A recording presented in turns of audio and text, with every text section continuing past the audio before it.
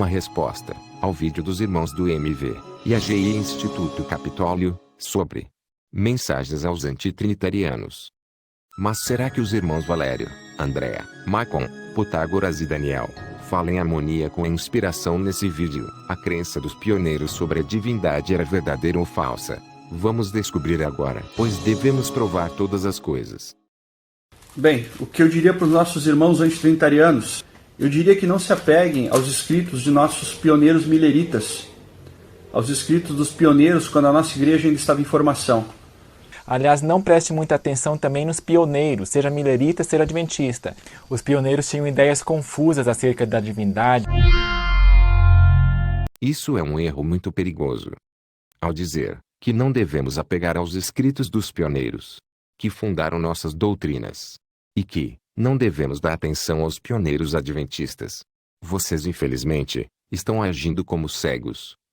Estão negligenciando a palavra de Deus e também desprezando os testemunhos do seu Espírito, através de sua mensageira, e os homens a quem Deus guiou.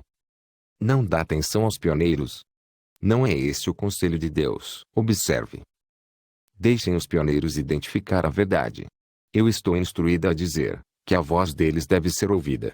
Eles devem prestar os seus testemunhos sobre o que constitui a verdade para este tempo.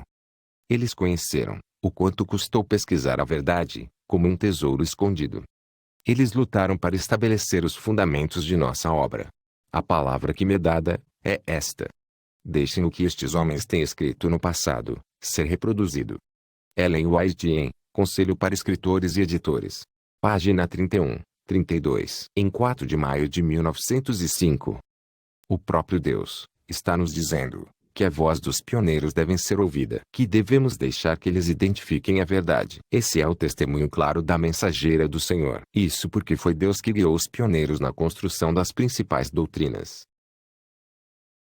O Daniel, o Valério e outros irmãos do MV dizem que os pioneiros estavam errados e que não devemos dar atenção aos pioneiros. Porém, de acordo com a mensageira do Senhor, esses irmãos estão realmente em rebeldia contra Deus e acusando o próprio Deus de estar errado. Em quem você vai acreditar? A ordem é para tomar a palavra de Deus e crer na palavra dos pioneiros. Essas pessoas não consideram que a verdade foi salientada no tempo designado pelos próprios homens, a quem Deus estava dirigindo, para efetuarem essa obra especial. Esses homens seguiram avante, passo a passo, no próprio cumprimento da profecia. E aqueles que não haviam tido uma experiência pessoal nessa obra, devem tomar a palavra de Deus e crer na palavra deles. Mensagens Escolhidas, volume 2, página 111. Então está claro, a voz dos pioneiros deve ser ouvida, e devemos crer na palavra deles, com relação às doutrinas estabelecidas por eles. Se dermos ouvidos ao Valério, ao Daniel Silveira, e todo o pessoal do MV e AG, teremos que rejeitar os testemunhos. E se ficarmos com os testemunhos, teremos que rejeitar o Valério, o Daniel Silveira e todo o pessoal do MV e o IAG. Não temos outra alternativa. Eles não estão obedecendo o conselho de Deus. Agora, atenção para essa pergunta. O que a Bíblia fala sobre os pioneiros adventistas e suas obras, seus escritos? Você sabia que os pioneiros fundadores do movimento adventista são bem-aventurados por 2 vezes, na profecia bíblica? Uma no livro de Daniel, e outra no livro de Apocalipse. Pois esses 2 livros se complementam, e se completam. Daniel é a profecia, e Apocalipse é a revelação, ou o cumprimento das profecias de Daniel. Daniel 12, 11 e 12, diz: E desde o tempo em que o sacrifício contínuo for tirado, e posta a abominação desoladora, haverá 1290 dias. Bem-aventurado o que espera, e chega até 1335 dias. Temos aqui uma profecia de tempo, que sem dúvida, devemos aplicar o princípio ano profético. De acordo com os textos de Números 14 e 34, e Ezequiel 4, 6, cada dia equivalem a um ano literal. Então, no ano 508 d.C., o contínuo é tirado, o paganismo. Quando Clovis, rei dos francos, obteve a vitória sobre os visigodos arianos, passo esse decisivo para a união da Igreja Católica com o Estado, para a punição dos hereges. Foi estabelecido a abominação da desolação, o papado. Passou-se 1290 anos, que terminou em 1798. Os 1290 anos se cumpriu em 1798, com o aprisionamento do Papa Pio VI, pelo exército francês. Mas a profecia também diz: bem-aventurado aquele que chega até 1335 anos. Tanto os 1290 anos, como os 1335 anos, iniciaram em 508 d.C., 508, mais 1335 anos, chega em 1843. Por que esta data é tão especial?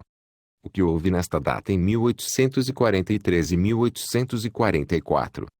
Por que são bem-aventurados os que chegassem ao ano de 1843 e 1844? Apocalipse 14, verso 13 diz: escreve: bem-aventurados os mortos, que desde agora morrem no Senhor. Sim, diz o Espírito, para que descansem dos seus trabalhos, e as suas obras as acompanham. João ouve uma voz do céu, proferindo uma bênção sobre os que, desde agora, morrem no Senhor. Quem são essas pessoas? E por que elas são bem-aventuradas? Que significa a expressão, desde agora? E a expressão, as suas obras as acompanham? Essa bênção é proferida após a mensagem do terceiro anjo, e a expressão, desde agora, refere-se aos que aceitam essa mensagem especial, que os prepara para a vinda de Cristo, mas morrem antes de sua volta. Essas pessoas são os pioneiros adventistas, e todos os que morrem na fé da mensagem do terceiro anjo. Desde agora, é o período que as mensagens dos três anjos forem pregadas, ou seja, desde 1844 em diante. Os pioneiros ressuscitarão antes da volta de Cristo. Todos os que morreram na fé da mensagem do terceiro anjo saem do túmulo glorificados, para ouvir o concerto de paz, estabelecido por Deus com os que guardaram a sua lei. O Grande Conflito, página 637. Outro texto. As sepulturas se abriram, e os que haviam morrido na fé da mensagem do terceiro anjo, guardando o sábado, saíram de seus leitos de pó, glorificados, para ouvir o concerto de paz que Deus deveria fazer com os que tinham guardado a sua lei. O Grande Conflito, página 643. Sobre a expressão, suas obras as acompanham, o apóstolo Paulo diz: porque nenhum de nós vive para si, e nenhum morre para si. Romanos 14, verso 7. Quando uma pessoa morre, a sua influência não morre, ela continua a viver, reproduzindo. A vida dos pioneiros continua se reproduzindo, através de seus escritos. Deus me tem dado luz, concernente a nossos periódicos. Que luz é essa? Ele tem dito que os mortos devem falar. Como? Suas obras os seguirão. Devemos repetir as palavras dos pioneiros em nosso trabalho, os quais conheceram o que custa procurar pelas verdades, como a tesouros escondidos, e que trabalharam para assentar os fundamentos de nossa obra. Eles avançaram, passo a passo, sob a influência do Espírito de Deus. Um por um, destes pioneiros estão morrendo. A palavra dada a mim é que aquilo que estes homens escreveram no passado seja reproduzido. Review and Herald, 25 de maio de 1905. Muito claro, os pioneiros devem falar, como? Através de suas obras, que são seus livros, suas crenças, seu entendimento das mensagens de advertência a nosso povo e ao mundo, os seguirão, e continua falando. E ainda são verdade presente o que esses homens escreveram no passado. Diz a profecia, que em nosso trabalho, devemos repetir as palavras dos pioneiros. E o que esses homens escreveram no passado, devem ser o quê? Reproduzido. Em outras palavras, devemos publicar as palavras dos pioneiros, na proclamação da verdade presente. Então, se ficarmos com a Bíblia, teremos que rejeitar o Valério e o Daniel Silveira. Se ficarmos com esse ensino errado deles, teremos que rejeitar a Bíblia. Não temos outra alternativa.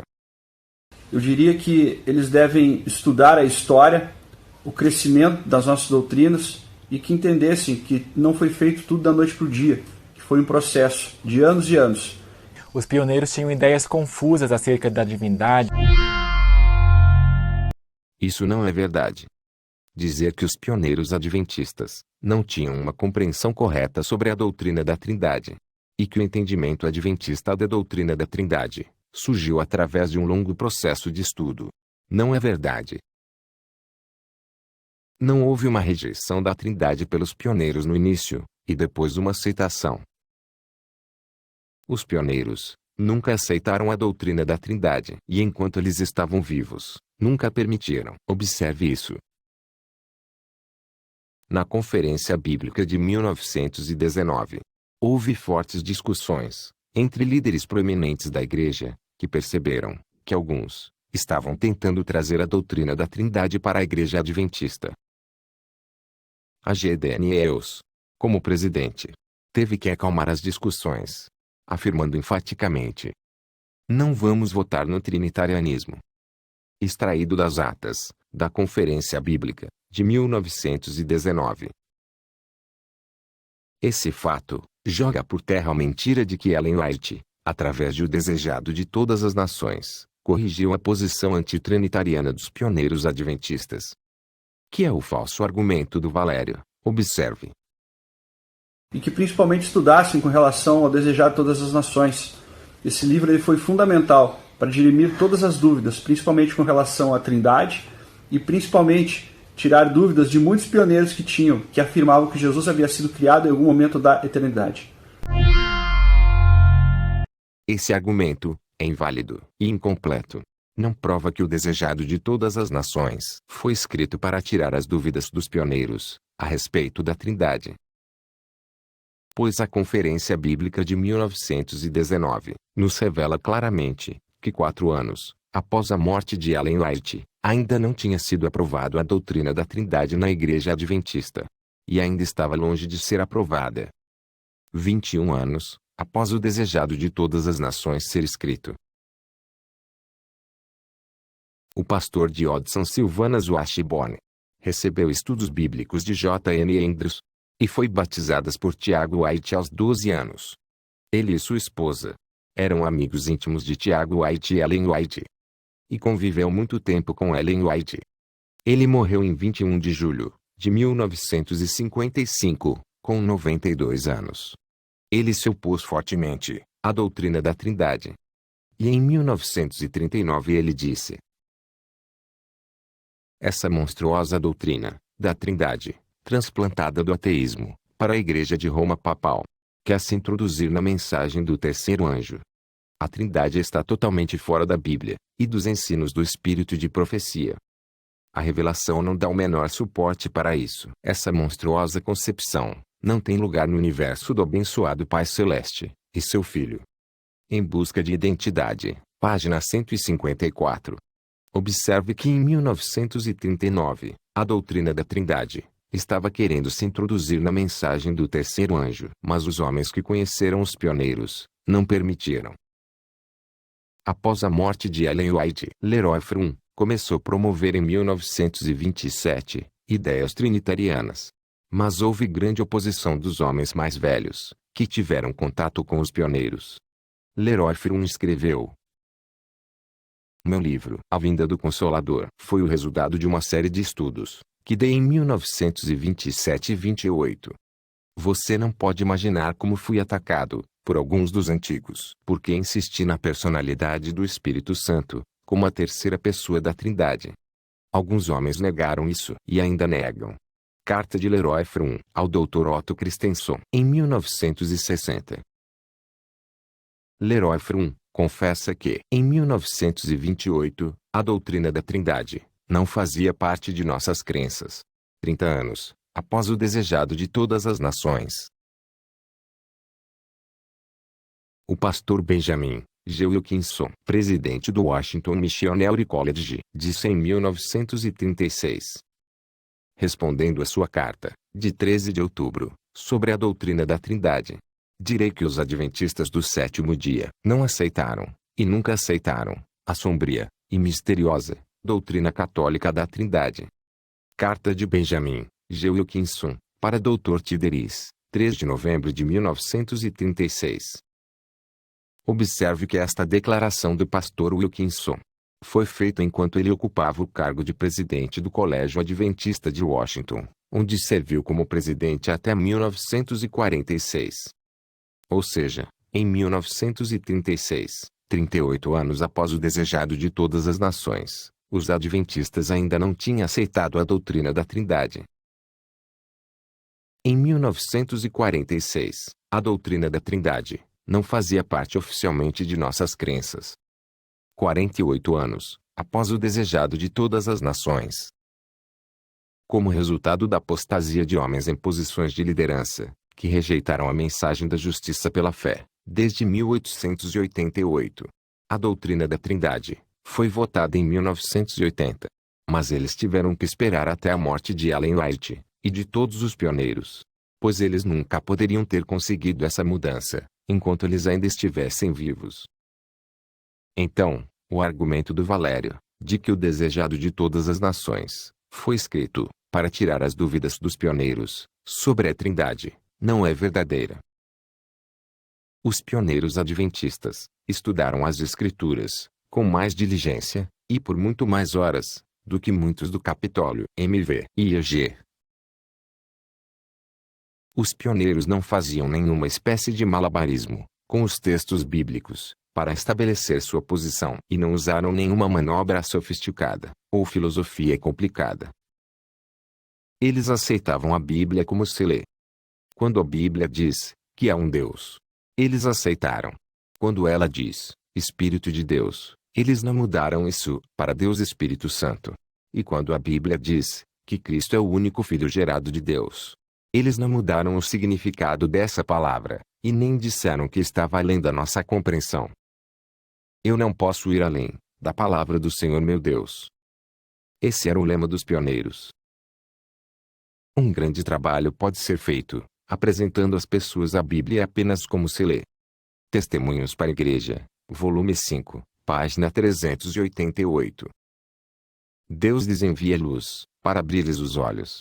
Mas recusam aceitar a palavra de Deus como se lê. Aceitam o erro, escolhendo as mentiras de Satanás, ao invés de assim diz o Senhor. Evangelismo, página 239. Os trinitarianos mudam o significado das palavras, porque discordam de suas ideias falsas sobre Deus, negando a verdadeira filiação de Cristo, como Filho unigênito, com seus malabarismos teológicos e falsos. Os que creem na palavra de Deus como ela é, andam na luz, pois a Bíblia é sua própria intérprete. Manuscript Releases, volume 18, página 145. Ellen White nos confirma que os pioneiros estudavam as Escrituras, muitas vezes, até tarde da noite. E muitas vezes, a noite toda oravam por luz e buscavam a verdade, como a um tesouro escondido. Estudavam e oravam fervorosamente, para aprender a verdade de Deus. E ao jejuarem e orarem, grande poder vinha sobre eles. Cristo em seu santuário, página 10. Os pioneiros eram fervorosos estudantes da Bíblia, e conheciam muito bem as Escrituras. J. N. Andrews se dedicava intensamente ao estudo da Bíblia, muito mais do que atividade física. E em seus últimos anos, ele podia ler a Bíblia em 7 idiomas, e tinha a capacidade de reproduzir o Novo Testamento de memória. Enciclopédia Adventista do Sétimo Dia, página 43. J. N. Andrews escreveu: a doutrina da Trindade foi estabelecida na Igreja pelo Concílio de Nicéia, no ano 325 d.C. Essa doutrina destrói a personalidade de Deus e seu Filho Jesus Cristo. A forma infame, como foi imposta à Igreja, aparece nas páginas da história eclesiástica, que causa aos que acreditam na doutrina coragem e vergonha. Muitos dos pioneiros que compartilharam conosco essas provações e vitórias permaneceram fiéis até o fim da vida e adormeceram em Jesus. Review and Herald, 20 de novembro de 1883. A alegação de que Ellen White recebeu nova luz sobre a Trindade, o que a levou a se tornar uma trinitariana, é obviamente falsa. A luz nova não pode contradizer a luz antiga. Uma mudança de não trinitário para trinitário é um retrocesso total, e nunca pode ser chamado de verdade progressiva. Em 1906, ela diz: "E agora, após 50 anos, declara a luz da palavra, sobre o que é verdade. A evidência dada em nossa experiência inicial, tem a mesma força, que possuía na época. A verdade, é a mesma de sempre, e nenhum alfinete, ou pilar, pode ser movido da estrutura da verdade. Aquilo que foi buscado na palavra, em 1844, 1845 e 1846, permanece a verdade hoje, 1906, em todo particular. 8 anos após o desejado de todas as nações, a verdade era a mesma. Não houve nova revelação sobre Deus. Deus não se contradiz. O que ele revelou aos pioneiros, não deveria ser substituído por uma nova revelação.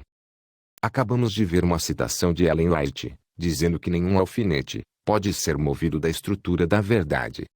Na verdade, não tem razão bíblica para rejeitar a verdade sobre o único Deus verdadeiro e seu único Filho.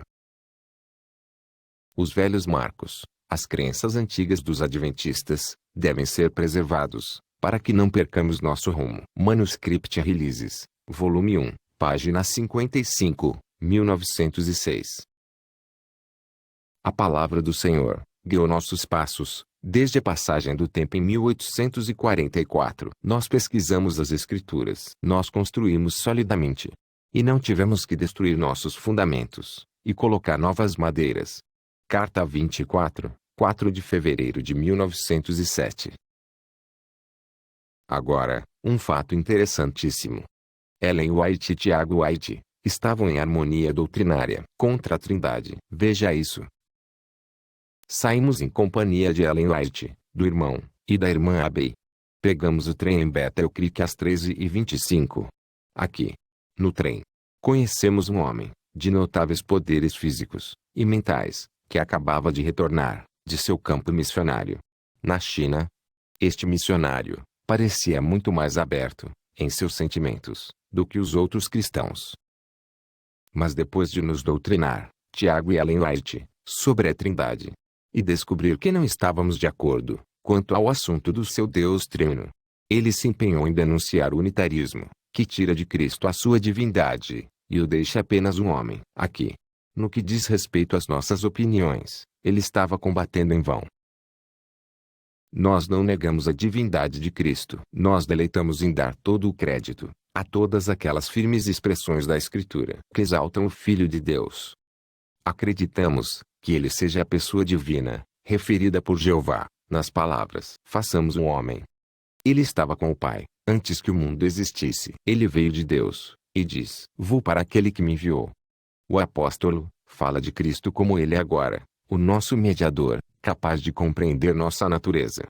Se alguém pecar, temos um advogado junto ao Pai, Jesus Cristo, o justo. Tiago White, Review and Herald, 6 de junho de 1871. Observe que, tanto Tiago White como Ellen White não acreditavam na doutrina da Trindade. E que mesmo não acreditando na doutrina da Trindade, ele deixa claro que eles acreditavam na divindade de Cristo. E que Tiago White e Ellen White estavam em harmonia doutrinária.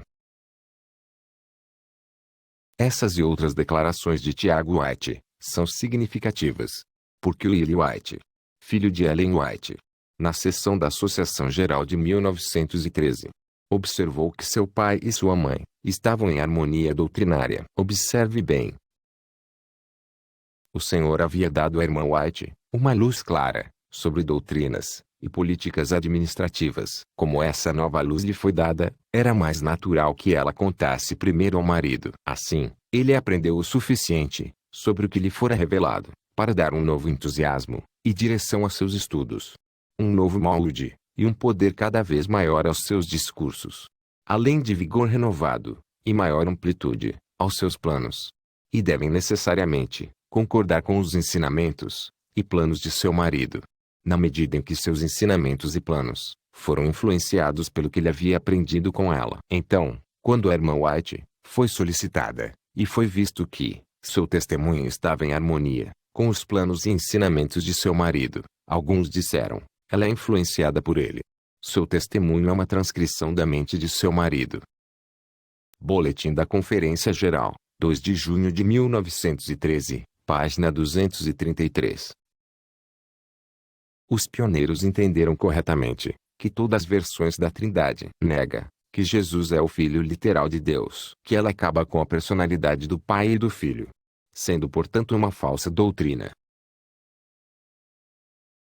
Como foi aprovada a doutrina da Trindade na Igreja Adventista, em 1980?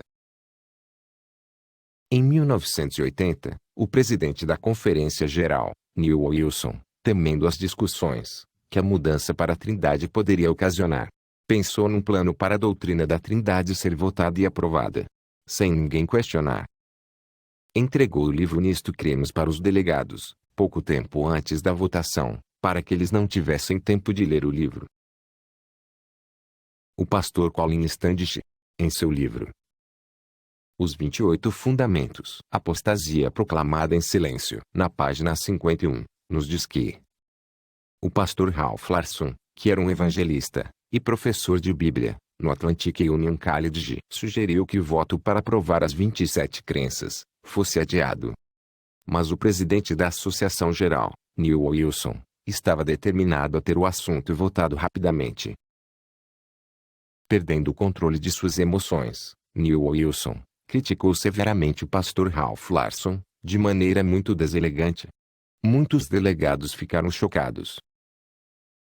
Tão grave foi a explosão do presidente, que na sessão da tarde, os delegados foram requisitados a votar na exclusão do registro do incidente nas atas da Conferência Geral em Dallas.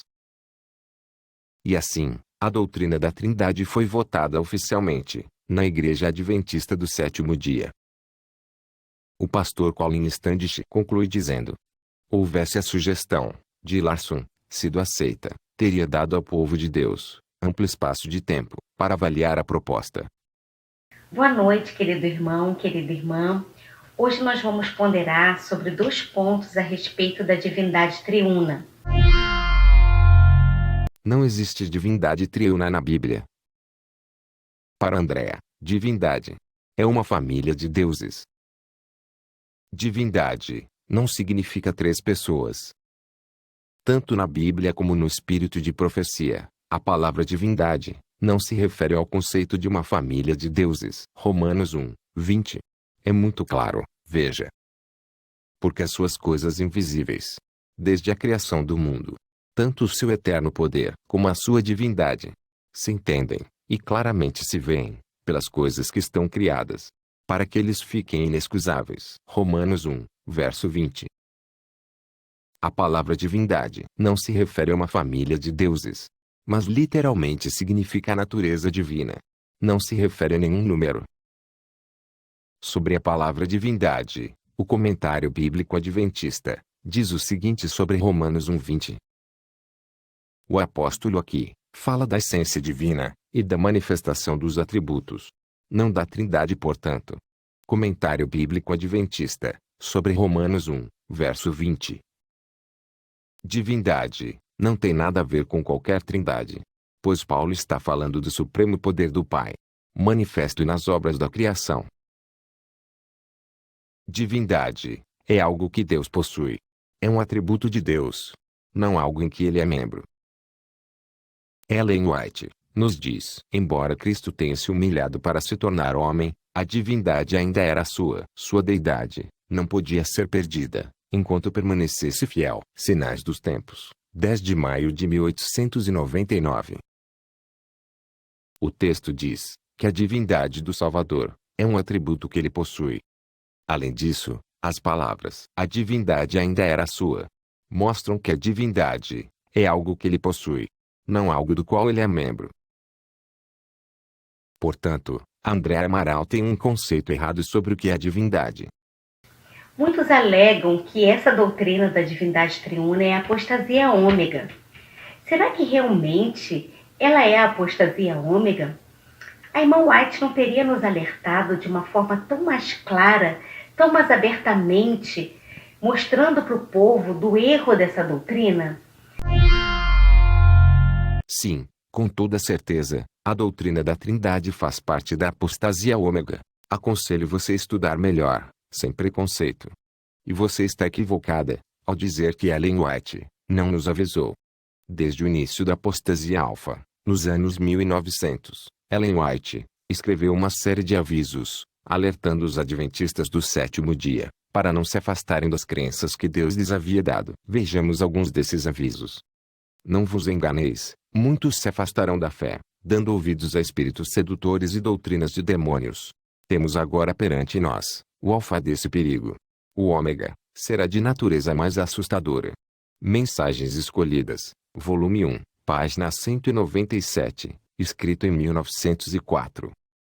Ellen White está avisando nesse texto que em algum momento no futuro, depois de 1904, muitos se afastariam da fé. Obviamente, eram as crenças que em 1904 eram mantidas pelos adventistas do sétimo dia. Ellen White não teria avisado os adventistas para não se afastarem das crenças, se ela não tivesse considerado essa fé como sendo a verdade. Ellen White também disse que esse afastamento das crenças seria o ômega da apostasia, que, para ela, era espantoso. Quando Ellen White deu esse aviso, era 6 anos após a publicação de O Desejado de Todas as Nações, 1898, e Ellen White não considerou as crenças fundadas pelos pioneiros como sendo falsos ensinos. Ellen White está nos avisando em 1904 que as crenças dos adventistas do sétimo dia não continham heresia, enquanto Andrea e seus irmãos de Capitólio estão dizendo que sim. Segundo Ellen White, o ômega seria a aceitação de crenças heréticas, que tomariam o lugar da fé de 1904, dos adventistas. O ômega da apostasia tem a ver com a presença e personalidade de Deus. Eu sabia que o ômega seguiria dentro de pouco tempo. E tremi pelo nosso povo. Sabia que devia advertir nossos irmãos e irmãs, a que não entrassem em controvérsia em relação à presença e personalidade de Deus. Mensagens Escolhidas, volume 1, página 203. Ellen White disse em 1904 que Satanás iria fazer uma reforma nas crenças da Igreja Adventista, pois ela diz que essa reforma consistiria em abandonar as doutrinas que são os pilares da nossa fé. Envolver-se em um processo de reorganização. Mensagens Escolhidas, volume 1, página 203. Lembre-se, isso foi em 1904. A Igreja Adventista do sétimo dia ainda era não trinitariana. Ellen White então pergunta: se essa reforma ocorresse, o que resultaria? Observe agora com atenção o que Ellen White disse que aconteceria quando essa reforma ocorresse. Ela disse: os princípios da verdade, que Deus em sua sabedoria deu à igreja remanescente, seriam rejeitados. Nossa religião seria mudada. Mensagens Escolhidas, volume 1, página 203. Observe agora esta declaração impressionante. Ela disse: os princípios fundamentais que têm sustido a obra nestes últimos 50 anos, seriam tidos na conta de erros. Mensagens Escolhidas, volume 1, página 203. O que os pioneiros ensinaram sobre Deus, Cristo e o Espírito Santo, foram descartados e substituídos por outros ensinamentos.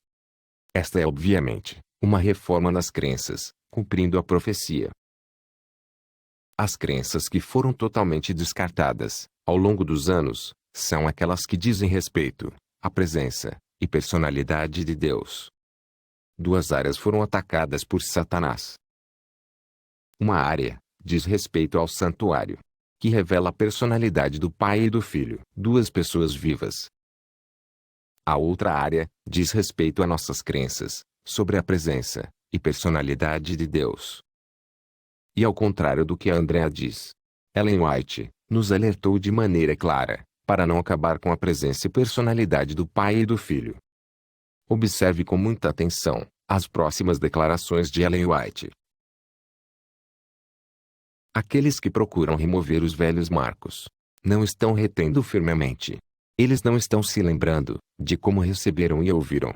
Os que tentam introduzir teorias que removeriam os pilares de nossa fé, quanto ao santuário, ou quanto à personalidade de Deus, ou de Cristo, estão agindo como cegos.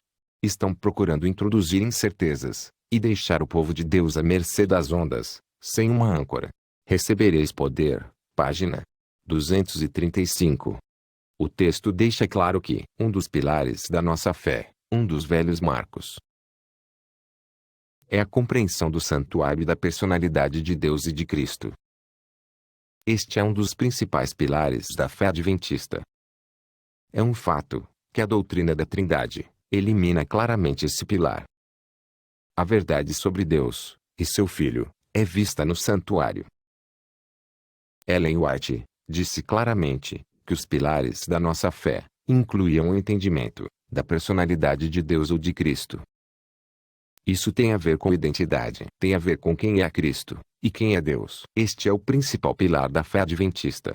Sobre esse pilar, Ellen White diz claramente: o Senhor Jesus Cristo, o Filho unigênito do Pai, é verdadeiramente Deus no infinito, mas não na personalidade. Olhando para o alto, página 361. O texto é claro que Jesus é o Filho de Deus. E depois diz que ele é Deus no infinito, porque Jesus é o Filho gerado de Deus, e por isso, Jesus herdou a natureza infinita do Pai. Mas observe que Ellen White conclui dizendo que Jesus não é Deus na personalidade. Somente o Pai é Deus na personalidade. O Senhor Jesus Cristo, o Filho unigênito do Pai, é verdadeiramente Deus no infinito, mas não na personalidade. Na personalidade, o Pai é Deus no infinito, pois ele sempre existiu. Jesus é Deus no infinito, na natureza, porque ele herdou a natureza infinita do Pai. A personalidade de Cristo teve um começo. Jesus é Deus no infinito, porque seu Pai é eterno. Ele veio do Pai que sempre existiu. Ele saiu do Pai, e por isso, é da mesma natureza de Deus, e da substância do Pai. E assim, por sua substância, é Deus no infinito. Jesus não é Deus na personalidade, porque ele foi gerado, e sua personalidade teve um começo. Sua personalidade começou quando ele foi trazido de seu Pai, como o primeiro nascido do céu. Os pioneiros estavam todos em harmonia com respeito à personalidade de Deus e de Jesus. O pastor Waggoner expressa a mesma ideia de Ellen White. Embora ambos sejam da mesma natureza, o Pai é primeiro no tocante ao tempo. Ele também é maior pelo fato de que não teve início, enquanto que a personalidade de Cristo teve início. Sinais dos Tempos, 8 de abril de 1889. A doutrina da Trindade elimina essa verdade. Ellen White continua alertando claramente. Rejeite todas as formas de erro, mesmo que seja coberto com uma aparência de verdade, que nega a personalidade de Deus e de Cristo. Review and Herald, 31 de agosto de 1905. A questão do santuário é uma doutrina clara e definitiva, como a mantemos como povo. Você não está definitivamente claro sobre a personalidade de Deus, que é tudo para nós como povo. Você praticamente destruiu o próprio Senhor Deus. Carta 300 de Ellen White para Kellogg, em 1903. Você entendeu isso? A personalidade de Deus é tudo para nós como povo. Observe que não houve menção à personalidade do Espírito Santo, porque no santuário só aparecem duas pessoas vivas, o Pai e o Filho. E realmente, se fosse uma coisa errada, ela não deixaria o povo de Deus em trevas. Como vimos, ela não deixou o povo em trevas. Ellen White deu vários avisos sobre a apostasia ômega. Os capítulos 24 e 25 do livro Mensagens Escolhidas, volume 1, inteiros, tratam desse assunto. Seria bom o pessoal do MV e Capitólio dar uma olhadinha lá. Ela faz afirmações muito trinitarianas. Ela usa termos em seus escritos como trio celestial, tríplice poder, terceira pessoa da divindade. Você está equivocada. Hoje, muitos acreditam erroneamente que essas citações dizem que o Espírito Santo é um terceiro ser, quando na verdade, ela ensinou que o Espírito Santo é o Espírito de Deus, que vem a nós através de seu Filho. Quando Ellen White diz trio celestial, três poderes, terceira pessoa, refere-se ao Espírito de Cristo, e não a outro ser. Ao olhar o que ela escreveu sobre esse ponto, verificamos que ela afirma claramente que o Consolador é o Espírito de Cristo. O Espírito da verdade é o Espírito de Cristo. A terceira pessoa é o Espírito de Cristo. O terceiro grande poder é o Espírito de Cristo. O Espírito Santo dado no Pentecostes era o Espírito de Cristo. O Espírito Santo que Jesus soprou sobre seus discípulos era seu próprio Espírito. O Espírito Santo que Cristo enviou para se representar era seu próprio Espírito. O trio celestial é o Pai, Filho e Espírito de Cristo. E ela revela repetidamente que existem apenas dois seres. Tudo o que você precisa fazer é querer a verdade e parar de ler essas citações com a mentalidade de um trinitário. Os pioneiros não tiveram problemas com essas poucas citações, porque sabiam quem é o Espírito Santo, e nunca as leriam da maneira errada. E ela diz, somente o Pai e o Filho devem ser exaltados. Para um estudo completo, veja esse estudo em nosso canal, na parte 7. Vamos deixar essas questões de lado e vamos se juntar para proclamar a mensagem presente, as 3 mensagens angélicas. Você está pregando um ecumenismo. Vamos deixar as diferenças de lado, vamos nos unir para proclamar a verdade. Mas não devemos unir-nos com os que apostatam da fé, dando atenção a espíritos enganadores e a doutrinas de demônios. Mensagens escolhidas, volume 3, página 412. Vocês aceitaram a doutrina do anticristo. Essa doutrina nega que Jesus é o Filho de Deus, e portanto está sendo anticristos com ele. Se a unidade só se pudesse conseguir comprometendo a verdade e a justiça, seria preferível que prevalecessem as diferenças e as consequentes lutas. História da Redenção, página 324. Para a questão de doutrina é a lei e ao testemunho, tá bom? Somente escritos inspirados. Não se confunda com pioneiros, deixa para lá. Bíblia e Ellen White é mais que suficiente, tá bom? Esta conclusão não é verdadeira. Ao dizer isso, você está negando os testemunhos de Ellen White, de que Deus guiou os pioneiros na formação das nossas doutrinas, e que os pioneiros não seguiram a Bíblia e os testemunhos. Portanto, se ficarmos com o Daniel Silveira, o Valério, a Andréa, Potágora e o Maicon, teremos que rejeitar a Bíblia, os testemunhos e a fé dos pioneiros. Se ficarmos com a Bíblia, os testemunhos e a fé dos pioneiros, teremos que rejeitar o Valério, a Andréa, Potágoras e o Maicon. Não temos outra alternativa. Grupo Adventista de Cotia, levando a verdade até você.